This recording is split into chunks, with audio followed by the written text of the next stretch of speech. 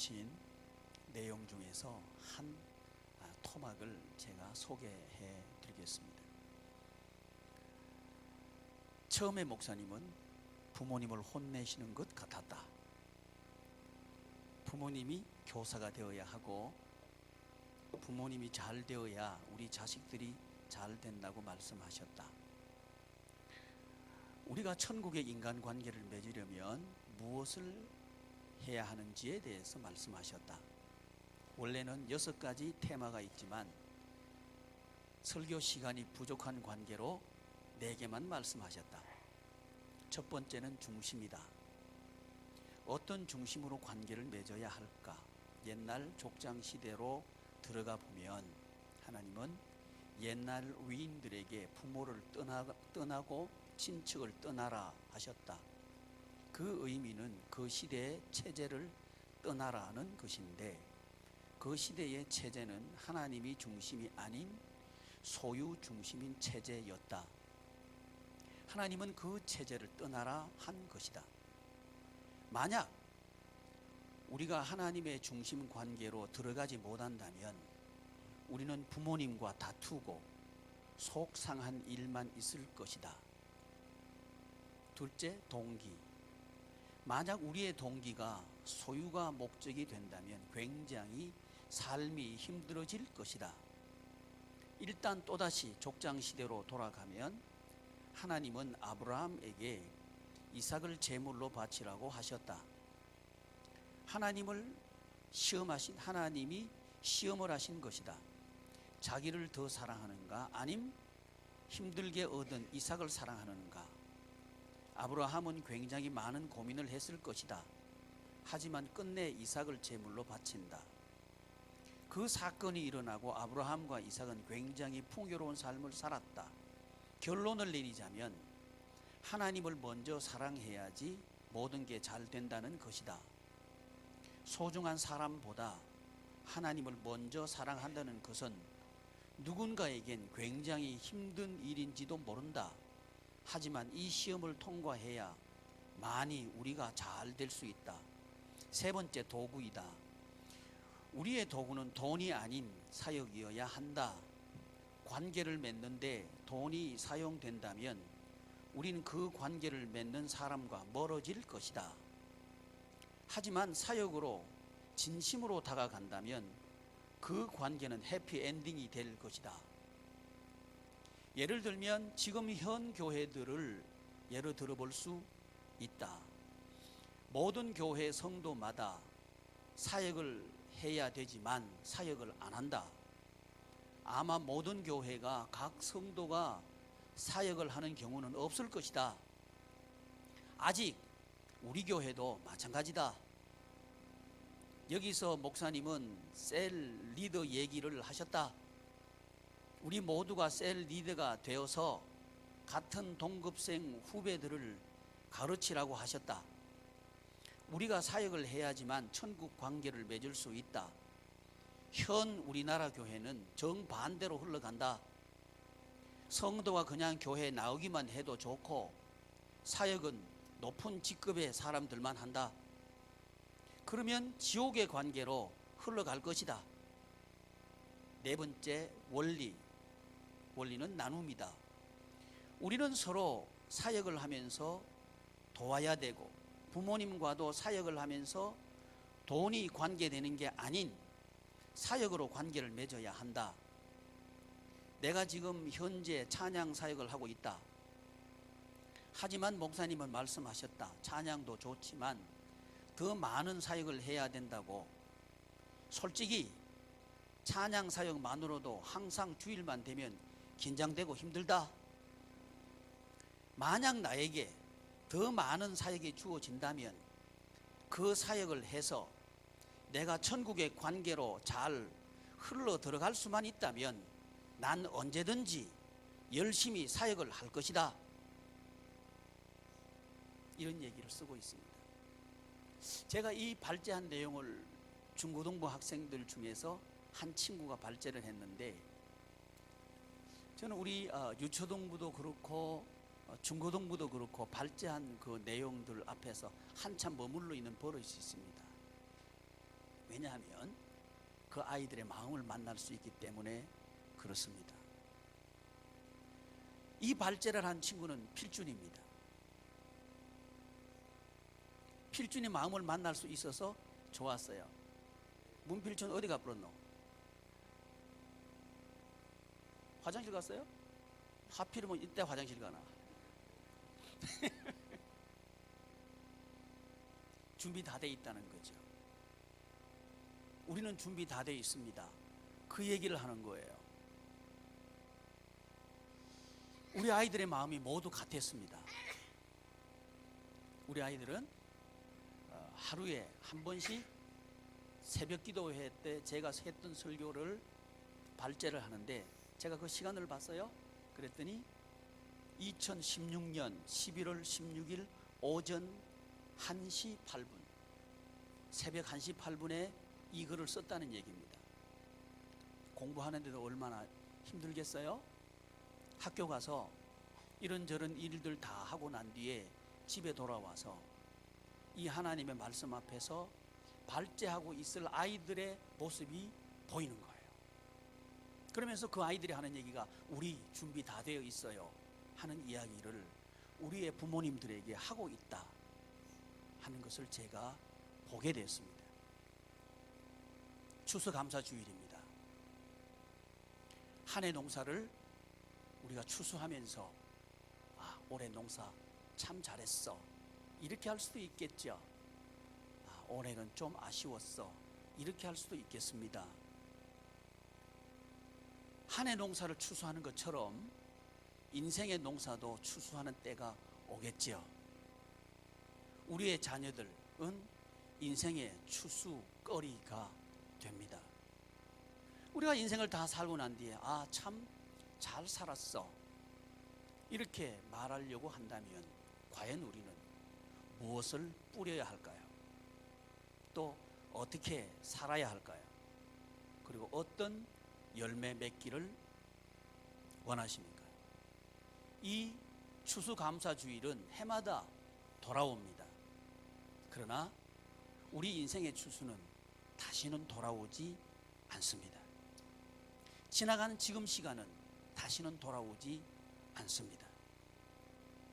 우리의 자녀들에게 오늘 우리가 한 말이나 우리가 한 행동은 다시는 돌아오지 않습니다. 그리고 우리가 살아낸 모든 시간들은 한 번도 우리가 살아보지 않은 시간들을 우리는 살고 있습니다.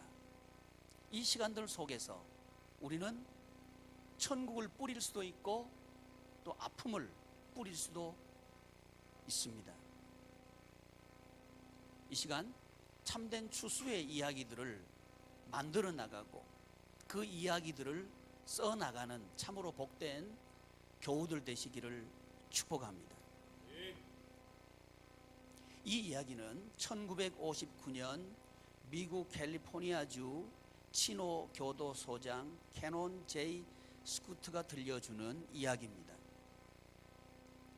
이 교도소에 수감되어 있었던 두 남자의 이야기입니다. 이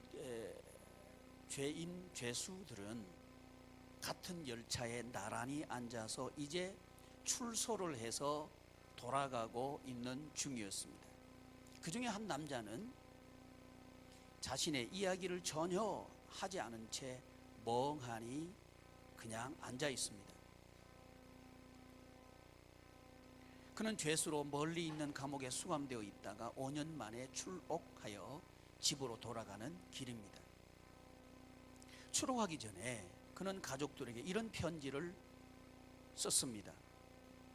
만약 나를 용서하고 나를 원한다면 정원 맨 끝자락 철도 가까이에 있는 큰 사과나무에 노란 리본을 묶어두고 그러면 그 리본을 보고 자신이 내리겠다고 썼습니다. 만약 가족들이 나를 용서할 수 없고 나를 원하지 않는다면 아무것도 걸어두지 않으면 그러면 내가 기차에서 내리지 않고 멀리 다른 곳으로 가겠다고 적었다 합니다. 이제 그 마을이 점점 가까워지고 있었습니다. 그의 마음은 두근거리기 시작했습니다. 그래서 그는 밖을 내다볼 수가 없다고 말합니다. 이 남자의 이야기는 온 기차 안에 전해졌고 모든 승객들은 일제히 창밖을 내다보고 있습니다. 그의 마을은 점점 가까이 다가오고 있었습니다. 이었고 그 남자의 마을에 이르자 큰 사과나무에는 온통 노란 리본으로 펄럭이고 있었습니다. 멍하니 앉아있던 남자는 자리에서 일어나 천천히 앞으로 걸어 나갔습니다. 오늘 이 예배 시간이 천천히 그 기차에서 내리기 위해서 걸어나간 이 죄수처럼 우리의 관계를 회복하기 위해서 천천히 발걸음을 옮기는 그런 예배 시간 되기를 축복합니다. 사랑하는 지체 여러분, 우리 인생이 살아가는 데 있어서 가장 소중한 것 무엇일까요? 우리가 인생을 살아가는 데 있어서 우리의 삶을 아름답게 만들어주는 가장 필요한 요소를 말하라고 한다면 여러분들은 무엇을 이야기하고 싶습니까? 그것은 이 죄수가 확인하고 싶었던 그것일 겁니다. 나를 용서한다면 하는 얘기죠. 사람들은 많은 것이 행복한 관계를 맺어가는데 필요하다고 이야기합니다. 그렇습니다. 많은 게 필요합니다. 그러나 가장 필요한 게 있습니다. 과연 무엇일까요? 그건 마음 아닐까요? 상대방의 마음을 알 때 우리는 행복할 수 있죠. 상대방의 마음이 내가 엉망진창이 되었다 할지라도 나를 받아주는 그 마음을 우리가 확인한 것보다 더 행복하게 만들어주는 게 있을까요? 사람을 가장 아프게 하는 게 또 뭘까요? 그것 또한 우리를 떠나간 마음 아닐까요? 그래서 천국의 관계를 만들어가는 첫 번째 가장 중요한 건 뭐냐 하면 중심입니다. 이 죄수를 받아주는 것처럼 우리가 어떤 모습이 되었다 할지라도 우리를 있는 그대로 받아줄 수 있는 그 마음들이 우리의 모든 마음들이 될 때에 우리의 관계는 아름다운 관계가 되겠죠. 그래서 지난 시간에는 이 세상을 지배하고 있는 두 가지 패턴에 대해서 말씀을 드렸습니다. 하나는 뭐냐 하면 하나님 나라 관계 구조이고, 다른 하나는 똑같은 세상에 살면서 지옥과 같은 생활을 하게 만드는 그런 관계 구조, 이 두 가지가 이 세상에 있는 관계 구조라는 사실을 우리가 성경을 통해서 알았습니다. 추수감사절, 오늘은 그 중에 첫 번째 구조 요소인 중심에 대해서 우리는 배우려고 합니다. 과연 어떤 중심이 될 때에 우리의 삶은 정말 행복한 그런 관계를 맺을 수 있을까? 반대로 우리 마음이 어떤 마음이 될 때에 살기는 살지만 죽을 수 없어서 죽지 못해서 사는 그런 관계 속에서 하루하루를 살 수밖에 없을까 하는 이 중심에 대한 이야기를 하나님을 통해서, 하나님의 말씀을 통해서 해보려고 합니다. 우리는 지금 우리나라를 온통 먹먹하게 하고 힘들게 하고 아프게 하고 답답하게 하고 슬프게 하는 그런 일을 만나고 있습니다. 여러분, 왜일까요? 왜 우리는 이런 일을 만나야 할까요? 이런 일이 정치권에서만 일어나는 일일까요? 아니면 우리 가정에도 일어나는 일일까요?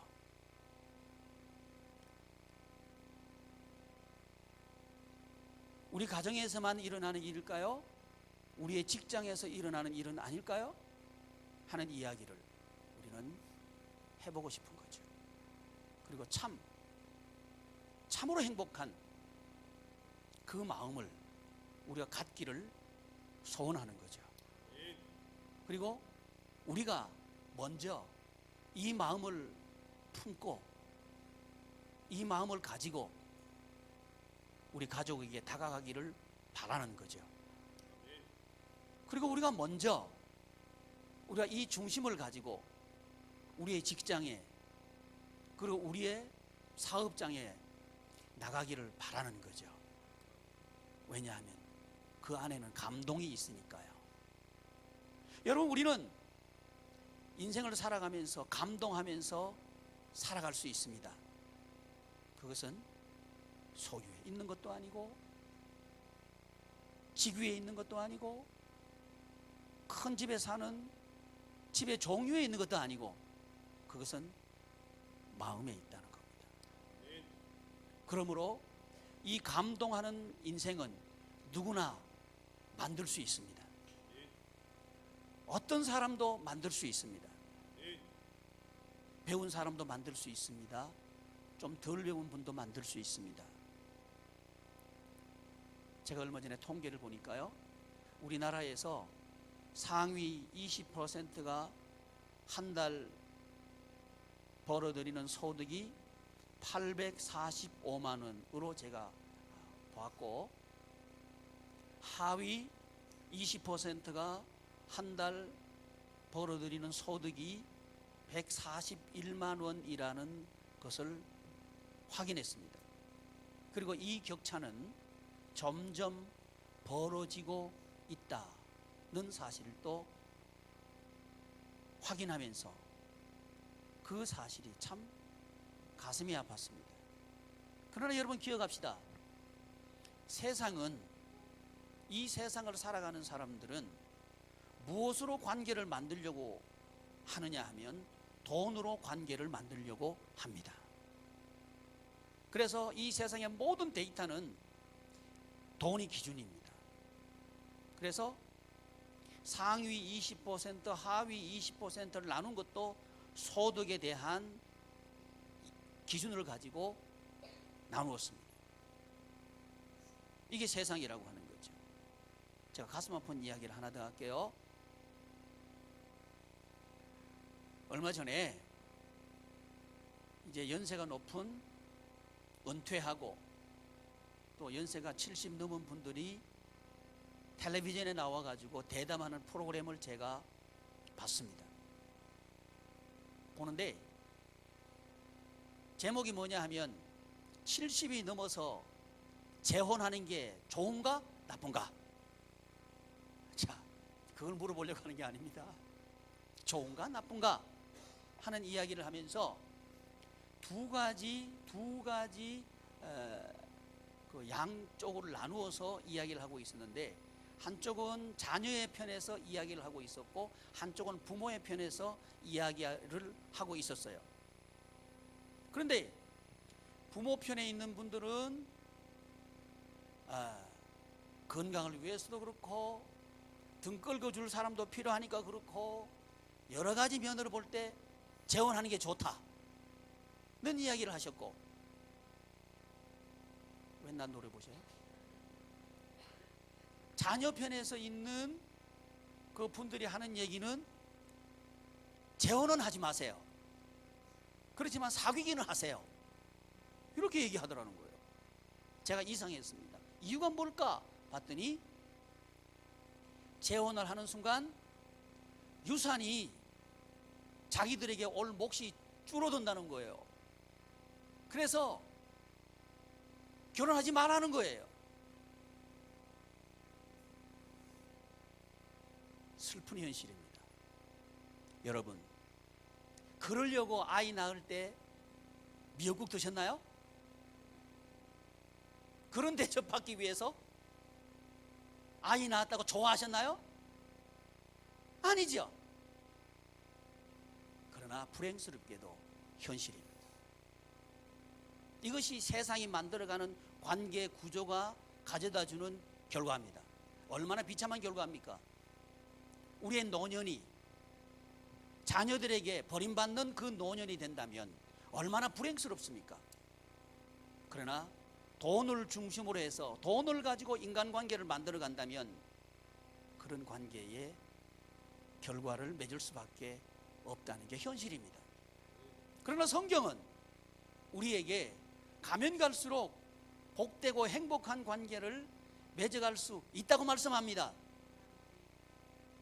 그건 뭐냐 하면 돈으로 인간관계를 맺어가는 게 아니고 예수님께서 하신 일을 통해 가지고 인간관계를 맺어갈 때 그 관계는 참으로 복된 감동스러운 삶을 살 수 있을 뿐만 아니라 우리가 힘없을 때, 우리가 더 이상 어떻게 할 수 없을 때 그때 더 감동스러운 인생을 살게 된다는 사실을 성경은 말합니다.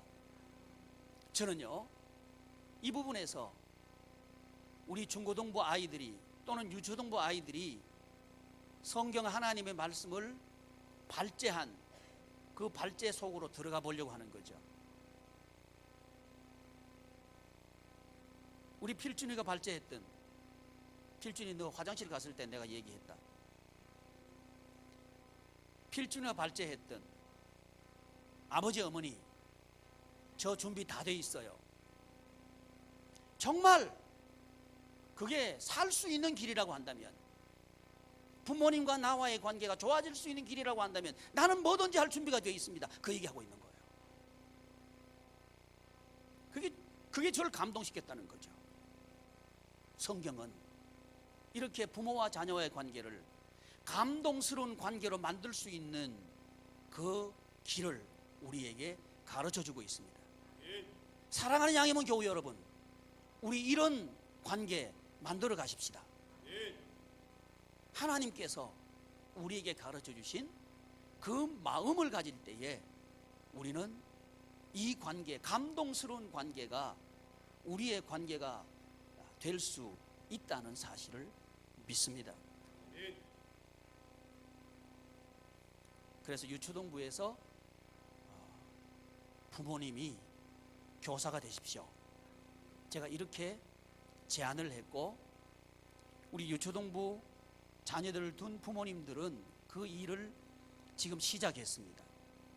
처음에 그 이야기를 했을 때 과연 가능할까? 집에서 아이들과 생활하면서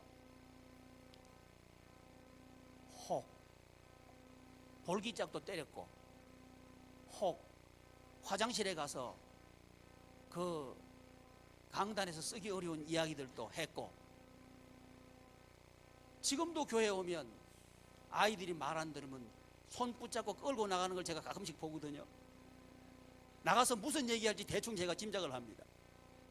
이런 이야기들을 하면서 이제 주일학교 선생님이 되어서 하나님의 말씀 이렇게 하라고 하니까 도저히 자신감이 생기지 않는 거예요.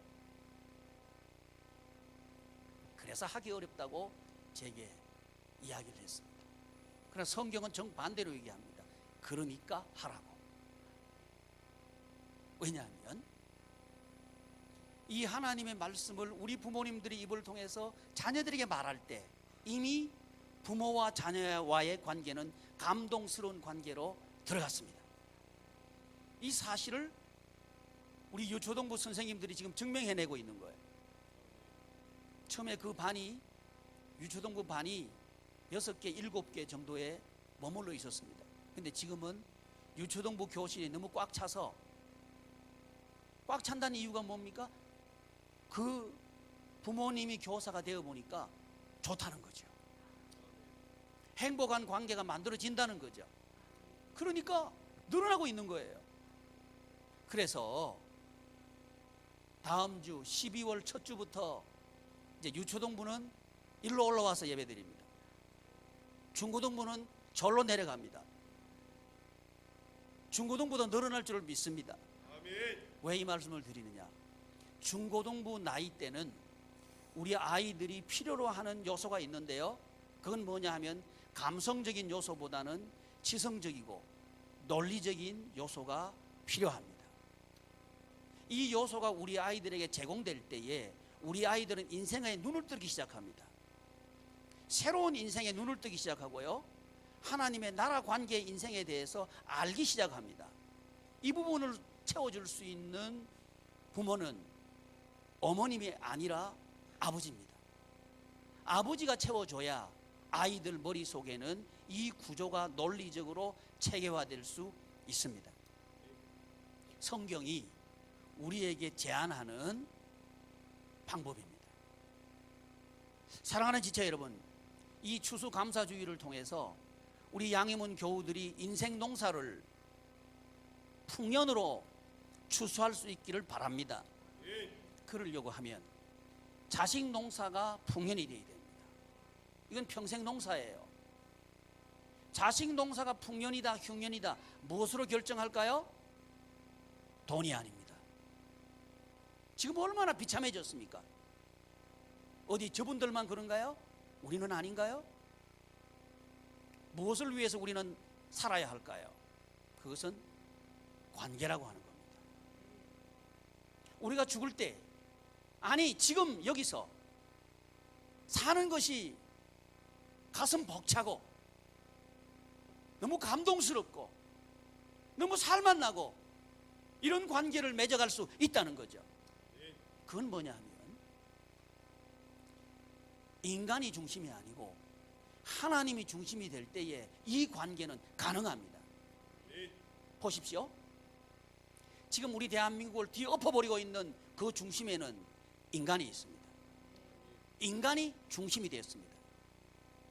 인간이 중심이 되었기 때문에 세상이 이 모양이 된 거예요. 우리나라가 이 모양이 된 겁니다. 그러나 우리나라만 그런가요? 우리 가정은 아닌가요? 우리 가정이 인간이 중심이 되면 가족 관계는 지금 우리 대한민국을 보는 것처럼 그런 관계로 떨어지고 맙니다.